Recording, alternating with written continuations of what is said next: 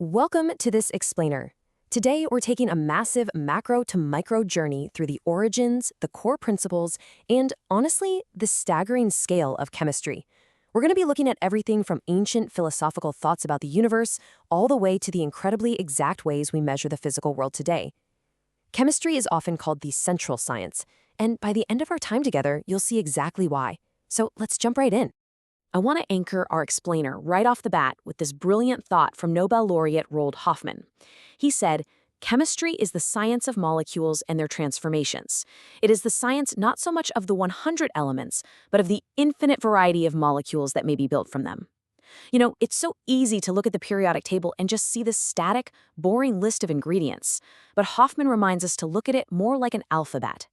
With just 26 letters, we can write an infinite number of stories. While with just over 100 elements, chemistry writes the story of the entire universe.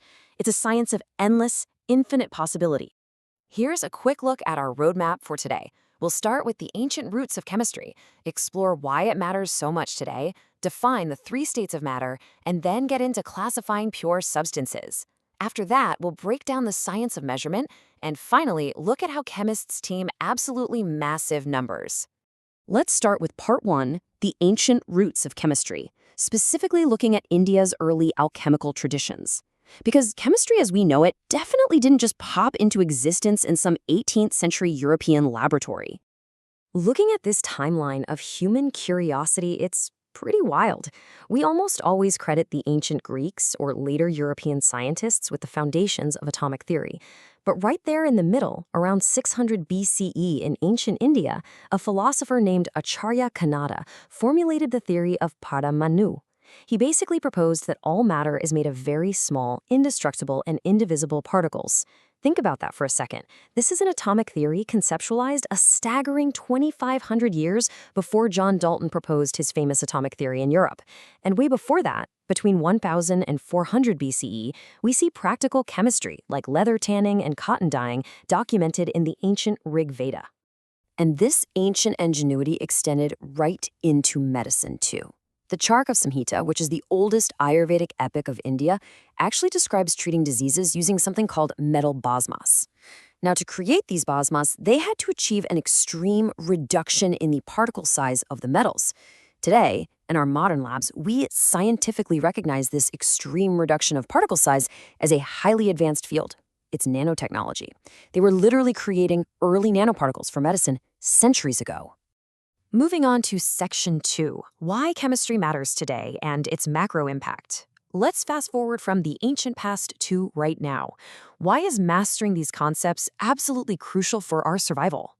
Well, the bottom line is that chemistry isn't just some abstract theory, it's practical, real-world survival. We are talking about isolating and synthesizing life-saving drugs. Things like cisplatin and Taxol have completely revolutionized cancer therapy. AZT has been absolutely vital for helping AIDS patients. And beyond our own bodies, chemistry literally protects our environment. When we realized that chlorofluorocarbons, or CFCs, were tearing a giant hole in our ozone layer, it was chemists who stepped up to synthesize safer, alternative refrigerants to replace them. And as we look ahead, chemists are the ones designing the advanced materials, like superconducting ceramics and the optical fibers that are powering our entire global communications network. All right, Section 3. The 3 states of matter and visualizing the physical world. Now that we've established the stakes, let's zoom in on the actual stuff around us. We call this stuff matter. And matter is, very simply, anything that has mass and occupies space. If you take a look at this brilliant illustration, you can see exactly how particle spacing defines the states of matter. The fundamental difference between a solid, a liquid, and a gas at the microscopic level is really all about how tightly packed those constituent particles are. Let's break down what that spacing actually means for the physical world. In solids, those particles are packed together so tightly and in such an orderly way that they have barely any freedom to move. That's exactly why your desk has a definite volume and a definite shape. Now, in liquids, the particles are still close, but they have room to slide past one another. That's why water has a definite volume, but no definite shape. It just takes the shape of whatever glass you pour it into. And in gases, the particles are far apart, zipping around super fast. Gases have neither a definite volume nor a definite shape. They'll just expand to completely fill whatever container you trap them in. And the really amazing part is that simply by tweaking temperature and pressure, we can interconvert matter between these three states. Which brings us to Section 4, classifying pure substances, mixtures, and compounds. So how do chemists actually classify matter at a bulk level? I mean, when you look around, the world is pretty messy, right? Stuff is mixed together everywhere. So how do we categorize it all logically? The first major categorization is mixtures, and there are two main kinds. A homogeneous mixture is perfectly uniform. Think of dissolving a spoonful of sugar into a glass of water and stirring it really well. Every single sip tastes exactly as sweet as the last, because the sugar particles are completely and uniformly distributed. Now contrast that with a heterogeneous mixture.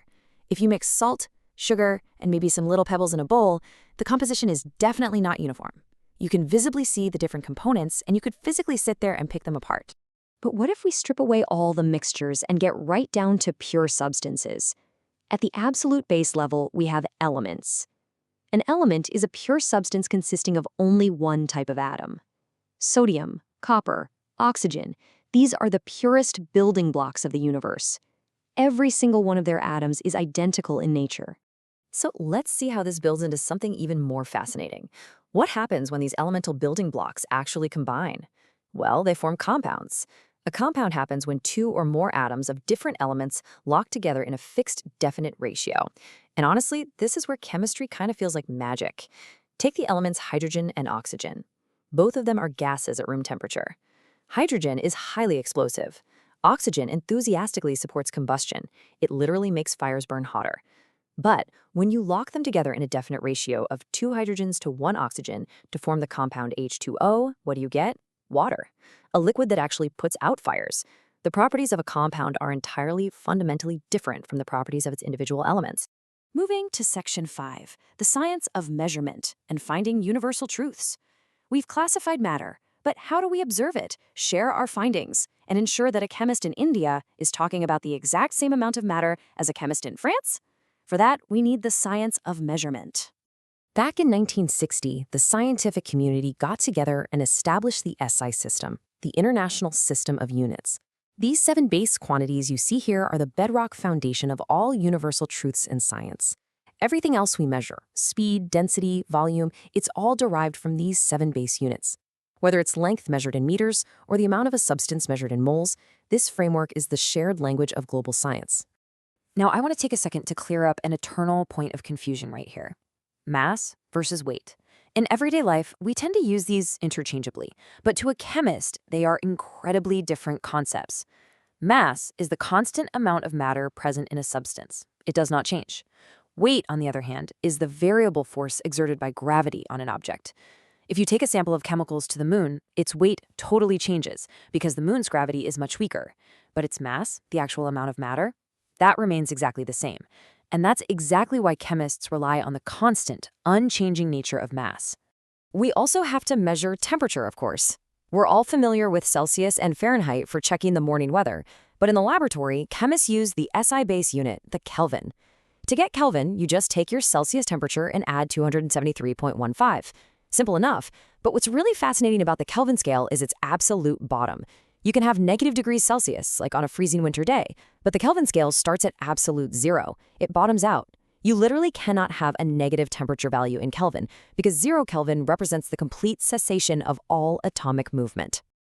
All right, on to our final section, number 6, taming massive numbers with scientific notation. We're zooming all the way down to the micro level now to introduce the sheer, mind-boggling scale that chemists deal with every single day. Just take a second and look at the number on screen. Count those zeros. That is 602 sectillion 200 quintillion. Crazy, right? And this isn't the number of stars in the observable universe or grains of sand on Earth. This is simply the number of molecules present in just 2 grams of hydrogen gas. 2 grams. You can imagine that trying to do standard multiplication or division on a calculator with a number that huge, or conversely, a number infinitesimally small, is practically impossible. So scientists use an incredibly elegant solution to tame these unruly zeros: scientific notation. It's a quick 3-step process. First, you take that massive number and create a digit term between 1 and 9.999. Second, you just count how many places you had to move the decimal point to get there, and that number becomes your exponent. And finally, you combine them into the format n times 10 to the power of n.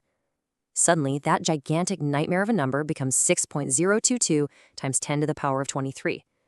It is a highly structured, incredibly efficient way to handle the extreme scales of our physical world.